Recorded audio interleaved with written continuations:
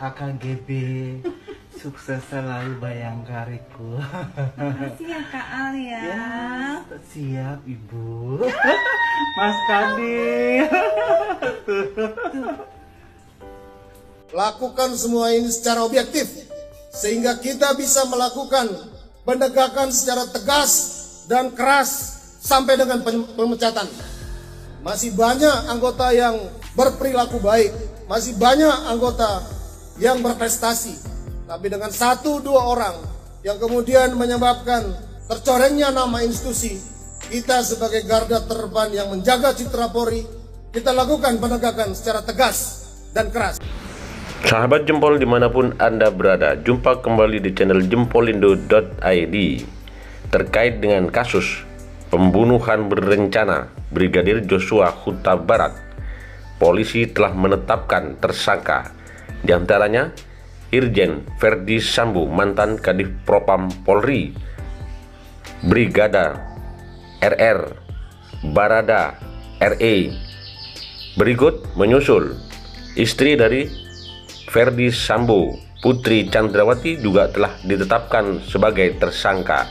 Namun sayangnya penetapannya tidak diikuti dengan penahanan terhadap Putri Chandrawati.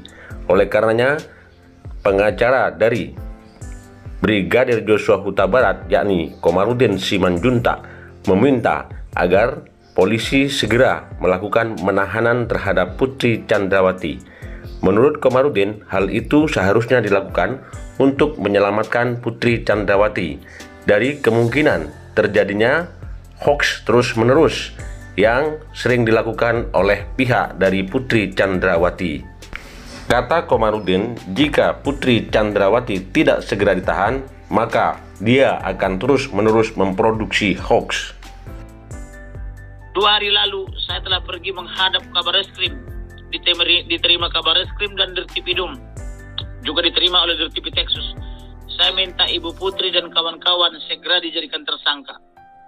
Memang ada permintaan atau pertanyaan daripada Kabareskrim, bagaimana dengan anaknya? Dia masih punya anak 3 atau 4 itu dan masih kecil. Saya bilang saya akan adopsi anaknya. Kalau memang alasan anak, saya berjanji akan saya kirimkan sekolah yang terbaik. Kalau dia mampu, sarjana, magister sampai doktor saya sekolahkan, saya bilang. Tapi jangan karena alasan itu yang bersangkutan melakukan kejahatan tidak dimintai pertanggungjawaban pidana. Percaya atau tidak, sebentar lagi itu akan pura-pura gila, saya bilang. Maka benar apa yang saya katakan, dalam 2 hari ini dia sudah pura-pura gila atau pura-pura terganggu kejiwaannya. Padahal ketika menyuap dia sehat. Ketika suaminya ditangkap di Makobrimob, dia bisa mengaku pergi ke Makobrimob sehat. Ketika mempengaruhi para ajudannya, dia bisa menawarkan uang bermiliar-miliar. Ketika dia melapor ke Polres Selatan, dia sehat. Ketika dia melapor atau mengadu ke LPSK minta perlindungan, dia sehat. Tapi ketika saya laporkan ke polisi, dia pura-pura terguncang, pura-pura depresi.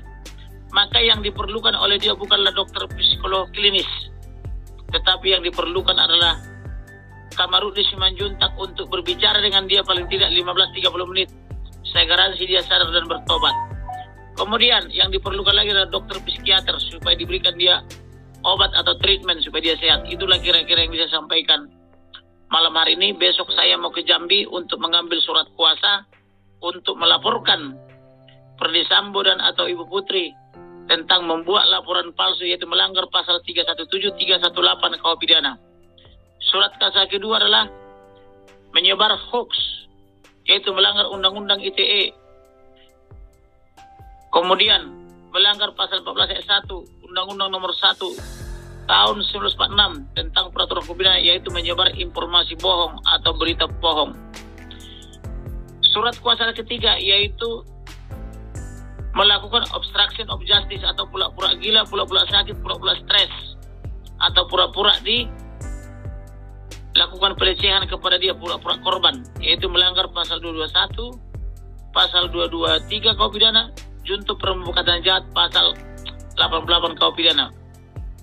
Surat kuasa keempat yaitu tindak pidana melakukan pencurian, yaitu mencuri 4 ATM daripada almarhum berikut dengan buku tabungannya, berikut dengan 3 unit handphone dan 4 nomor, berikut dengan laptop dengan merek Asus. Lalu mencuri uang yang ada dalam rekening pada tanggal 11 Juli 2022. Surat kuasa kelima yaitu surat kuasa untuk mengajukan gugatan perdata perbuatan melawan hukum. Itulah kira-kira besok yang mau saya kerjakan ke Jambi, sehingga pagi-pagi besok saya sudah berangkat ke Jambi. Memang berjuang untuk memperjuangkan kepastian hukum dan keadilan sangat besar. Karena kenapa? 2 kali saya ke Jambi, 2 kali pesawatnya dibatalkan, sehingga tiket pesawat yang sudah kami beli terpaksa harus hangus karena dialihkan ke pesawat lain yang tidak kita sukai.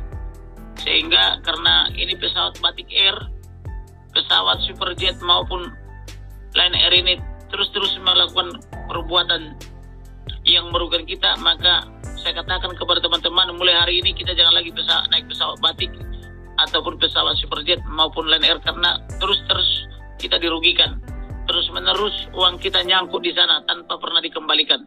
Sehingga terpaksa hari ini kami beli tiket pesawat baru lagi untuk berangkat 4 orang. Itulah kira-kira yang mau saya sampaikan. Adapun tujuan kami ke Jambi besok adalah untuk mendapatkan tanda tangan atau surat kuasa, yaitu 5 surat kuasa, 4 tindak pidana, dan 1 perbuatan perdata melawan hukum.